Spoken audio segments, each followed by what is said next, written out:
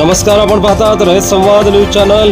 परांडा शहर व तालुक्याला अवकाळी पावसाने झोडपले, घरांचे दुकानांचे मोठ्या प्रमाणात नुकसान।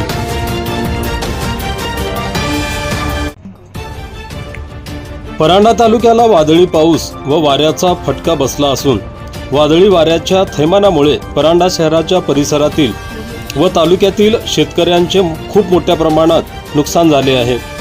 परांडा ग्रामीण, परांडा शहर, भोत्रा, डोमगाव, कुक्कडगाव, रत्नापूर, मलकापूर, अनाळा, जेकटेवाडी या परिसरातील गावांना अवकाळी पावसाने झोडपून काढले आहे।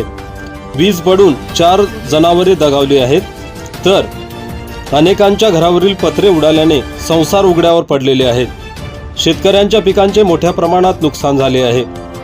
परांडा तहसीलचे तलाठी गुलमिरे हे नुकसान झालेल्या घरांची पाहणी करून पंचनामा केला आहे। बबलू मुजावर यांच्या गॅरेजचे पत्रे उडून नुकसान झाले आहे। धनंजय साठे यांच्या दुकानावरील पत्रे उडून गेल्याने मोठ्या प्रमाणात नुकसान झाले आहे।